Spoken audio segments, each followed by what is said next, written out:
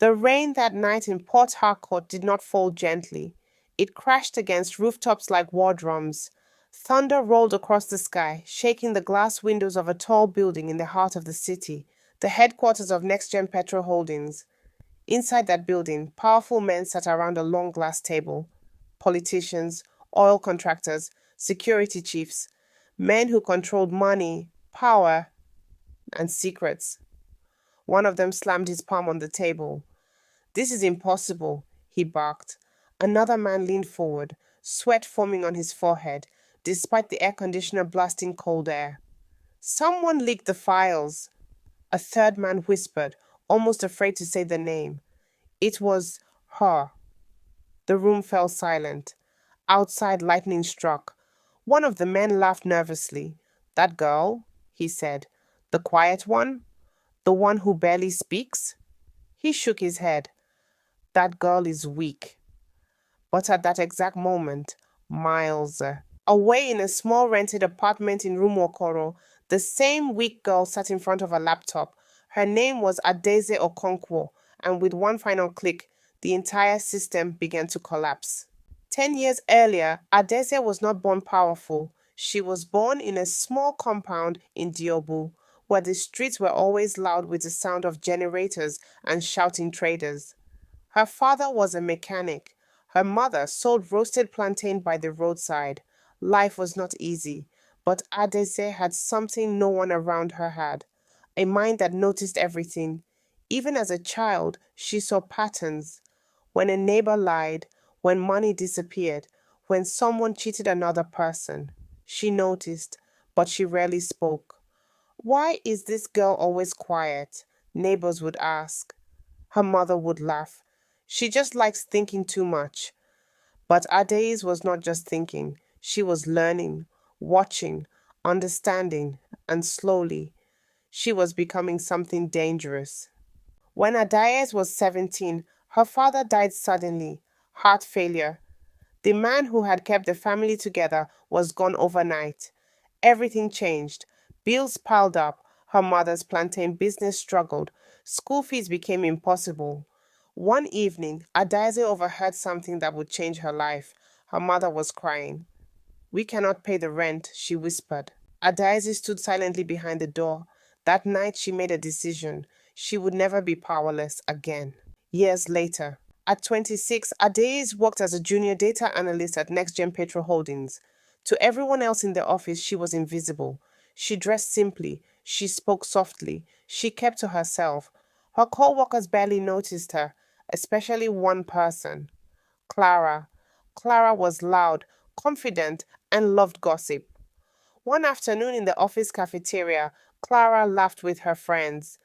"Have you seen Adiyeze?" she said mockingly. "That girl walks like she's afraid of her own shadow." The group burst into laughter. Someone added, "She'll probably remain a junior staff forever." Ade sat quietly at another table, eating, listening, observing. They had no idea. Ade's job was simple: analyze financial data, but numbers told stories, and the numbers she was seeing were wrong. Millions of naira were disappearing from company accounts, not once, not twice, but repeatedly. At first, she thought it was a mistake, but the deeper she looked, the clearer the truth became. Someone inside NextGen Petrol was stealing massive amounts of money, not just stealing, washing it through fake contracts, government deals, oil transport payments. The corruption was huge, and it reached the very top. Our Daisy sat in front of her computer late one night, her screen filled with spreadsheets, patterns, transactions, shell companies. Her heart pounded because she had just discovered something terrifying. The people behind the fraud were not small employees. They were powerful men, men connected to politicians, men connected to security forces, men who destroyed anyone who got in their way. Adeyes leaned back slowly. For a moment, fear crept into her chest. But then she remembered something: her mother crying behind that door years ago, her father dying without proper medical care, her family suffering because powerful people stole everything. Her fear disappeared. Instead, something else took its place: determination. Adaze did not report the fraud immediately. That would have been foolish. Powerful systems protect themselves. Instead, she began collecting evidence, slowly, carefully. Every night she stayed late at work, downloading files, tracking accounts, mapping transactions. She discovered offshore accounts, fake companies registered abroad, secret partnerships with politicians. The corruption was bigger than she imagined, but a Daisy did. Something even more dangerous. She began studying the men behind it, their habits, their weaknesses, their enemies, because Adaze wasn't planning to expose just one man. She was planning to destroy the entire system. Meanwhile, in a luxurious mansion in GRA Phase 2, the CEO of NextGen Petrol, Chief Boma Ibie, poured himself a glass of expensive whiskey. Chief Boma was powerful, feared, connected to half the politicians in Rivers State. Across from him sat a government official. We moved another $20 million today, the official said. Chief Boma smiled. No one will ever find it. They laughed, completely unaware. A quiet girl in their office was already tracing every single transaction. 3 months later, Adaze had gathered hundreds of files, documents, emails, contracts, account numbers, enough evidence to destroy careers. But exposing them would be dangerous. People had died for less. Adaze sat in her apartment that night. Rain fell outside. Her laptop screen glowed in the darkness. She opened a secure email platform. Her fingers hovered over the keyboard. If she sent the files, everything would change. Her life would never be normal again. But then she whispered to herself, "They think I'm weak." Her finger pressed send. The next morning, the internet exploded. A major investigative media organization released a shocking report: corruption, oil theft, money laundering, all linked to NextGen Petrol. The article included documents, transactions, secret contracts, proof. Across Port Harcourt, people were talking. How did this leak happen? Who exposed them? Inside NextGen Petrol headquarters, panic spread like wildfire. Executives shouted. Phones rang non-stop. Security officers rushed through the halls. Someone had betrayed them, but they had no idea who. Because the person who did it was sitting quietly at her desk, working as if nothing had happened. Ades, the girl everyone ignored. And this was only the beginning, because Ades had not released everything, not yet. The files she leaked were only 5% of what she had, the real evidence, the one capable of bringing down politicians, billionaires, and the entire oil corruption network, was still hidden, and soon she would release it. If you're enjoying this story so far, tell me where you're watching from in the comments, and don't forget to subscribe for more powerful stories like this. Morning arrived slowly over Port Harcourt, but inside the headquarters of NextGen Petrol Holdings, the day had already begun with chaos. Phones rang endlessly, staff whispered in corners, security guards moved through the building like men expecting a storm. The leaked report had spread across the country overnight. Radio stations were discussing it, blogs were reposting it, even television stations had begun asking questions. Someone inside NextGen Petrol had exposed a massive corruption network, and the most powerful men in the room were panicking. Inside the executive boardroom, Chief Boma Ibie stood near the window, staring down at the busy streets of GRA Phase 2. His face was calm, but the calmness was dangerous. "Find the person who did this," he said quietly. One of the directors swallowed nervously. "We are investigating, sir." Chief Boma turned slowly. "You have 24 hours." The room fell silent. "Because when I find the person responsible," he added, "I will make an example of them."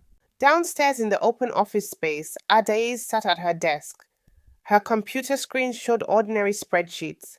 Her expression remained calm, but inside her bag was a small encrypted flash drive.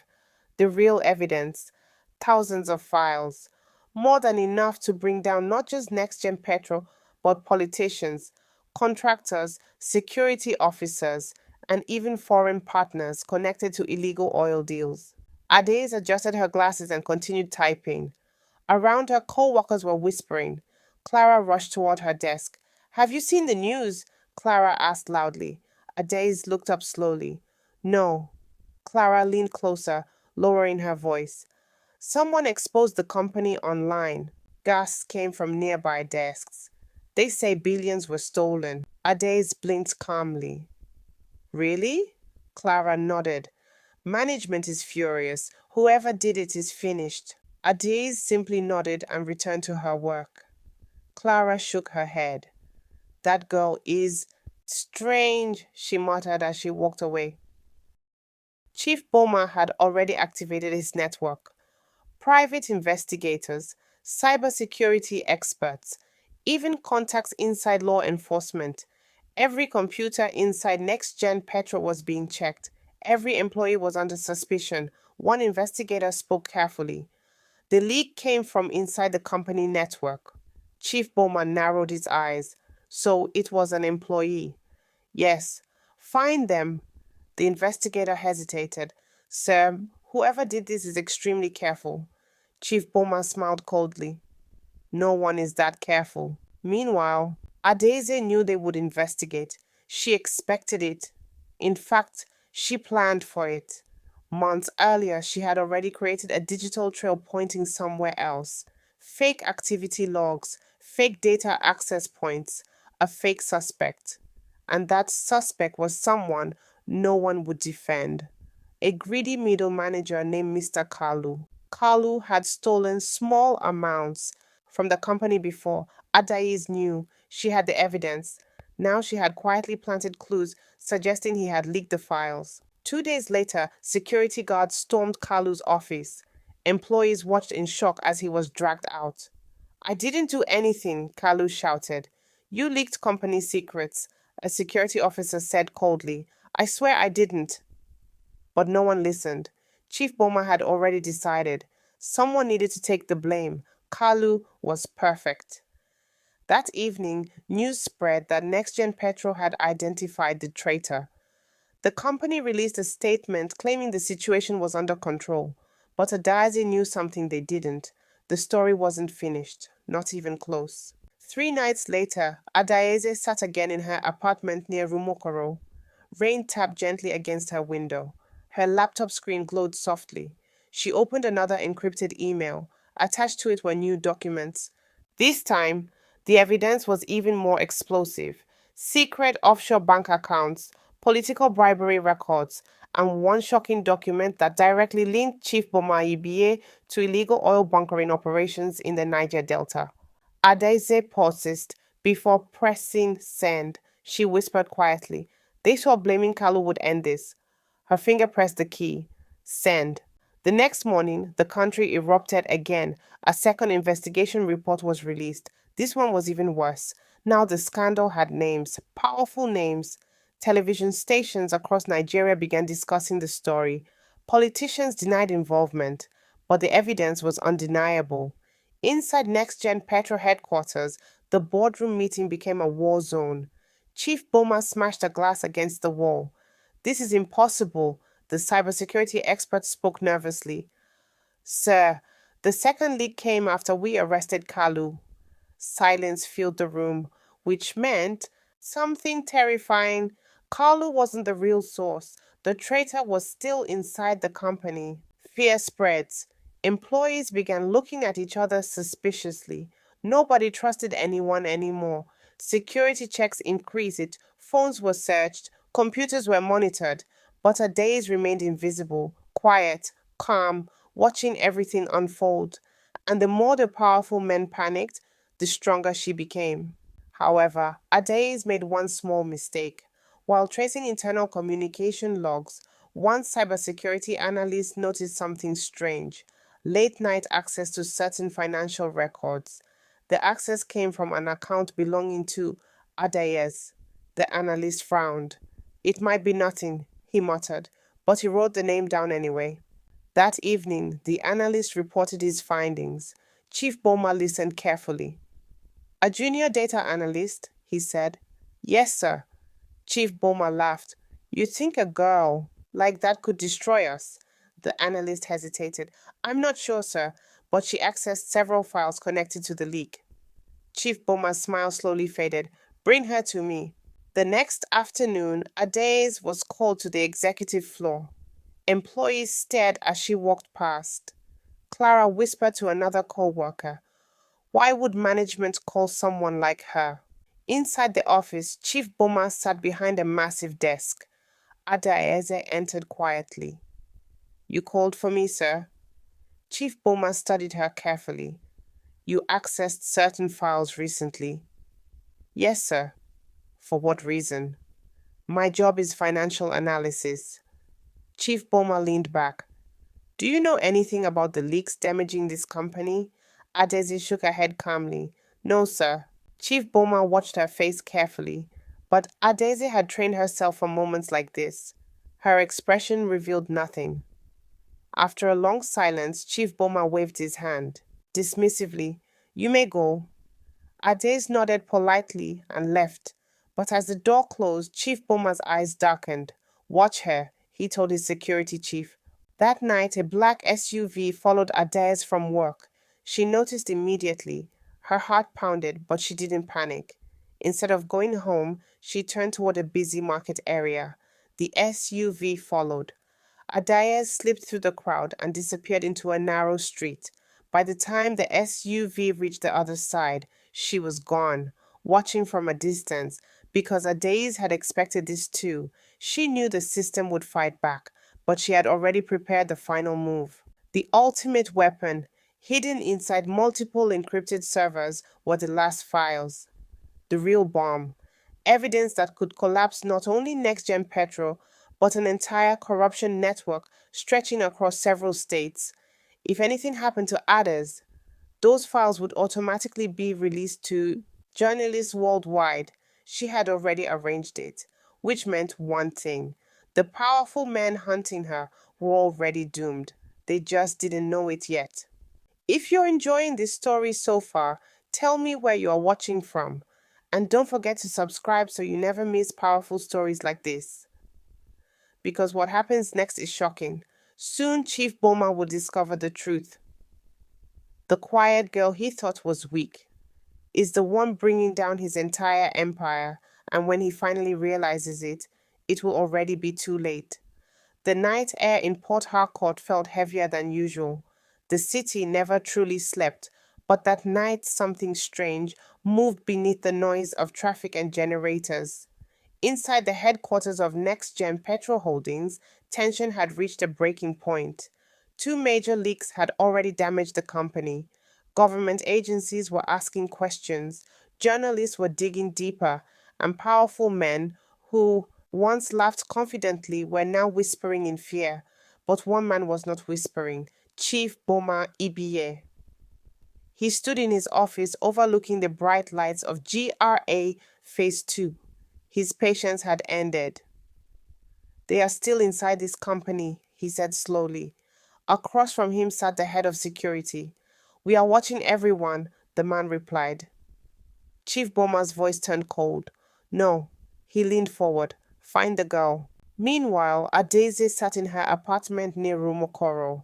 Her small living room was dimly lit. 3 laptops sat on the table.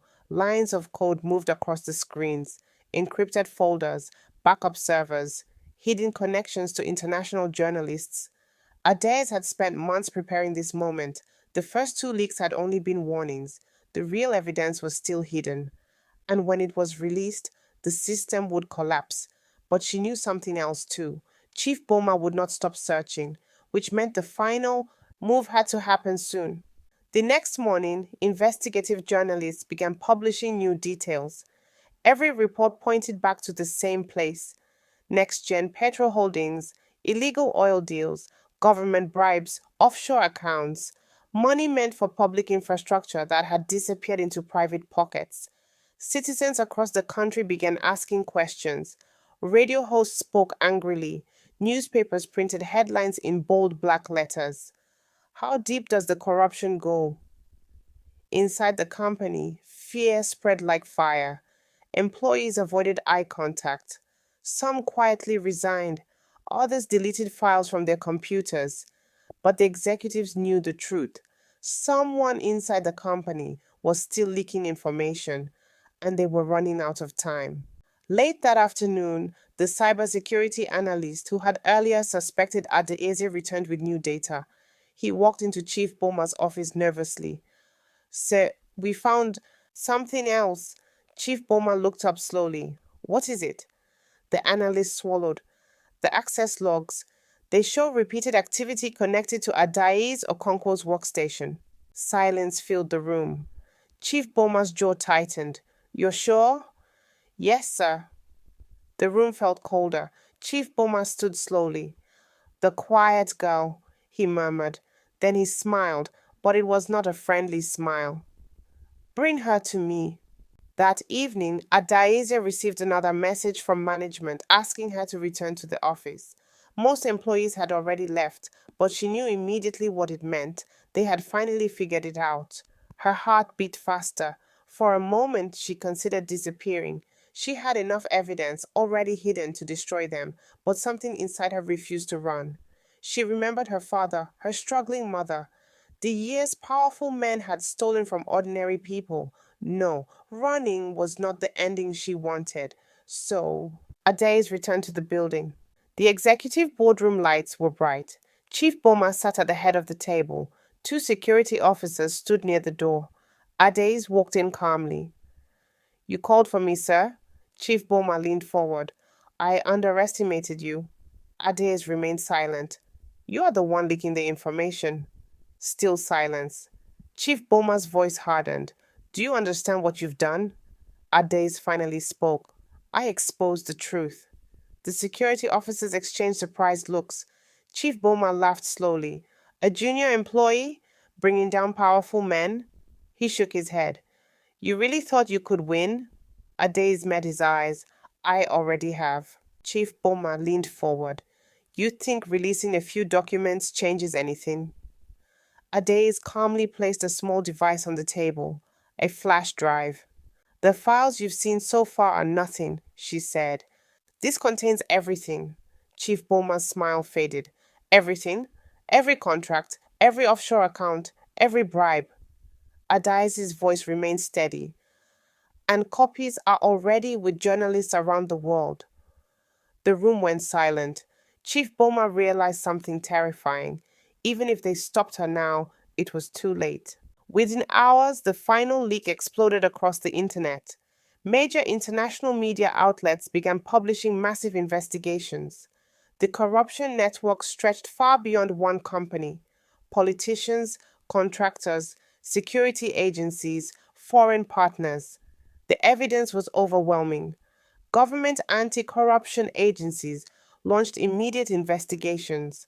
Arrest warrants were issued, bank accounts were frozen, and one by one, the powerful men who once believed themselves untouchable began falling. 3 days later, a convoy of law enforcement vehicles arrived at the mansion in GRA Phase 2. Chief Boma stood at his balcony watching them approach. For the first time in years, he felt powerless. Officers walked toward him. Chief Boma EBA once said, You're under arrest for corruption, money laundering, and illegal oil operations. The empire he had built over decades had collapsed in a single week, and the person responsible was a woman he once dismissed as weak. Months later, the city of Port Harcourt looked the same. Traffic still filled the roads, markets still buzzed with traders, but something had changed. People now believed that even powerful systems could fall. In a small cafe, Adaeze sat quietly reading the news. Several major corruption trials had begun. Billions in stolen funds were being recovered. Her phone buzzed. It was her mother. Adeyeze, her mother said proudly. Everyone is talking about the brave woman who exposed them. Adeyeze smiled softly. They still don't know it was me. Her mother laughed. Maybe that's better. Adaze looked outside at the busy street. For years, people thought she was weak, too quiet, too ordinary. But sometimes the most dangerous person in the room is the one nobody notices. Final reflection. Powerful systems survive because people believe they cannot be challenged. But one determined person, With patience, courage, and the truth, can bring the entire system down. And that was exactly what Ades did. If you enjoyed this powerful story, tell me where you're watching from in the world. And don't forget to subscribe for more emotional and shocking stories like this, because the next story will be even more unbelievable.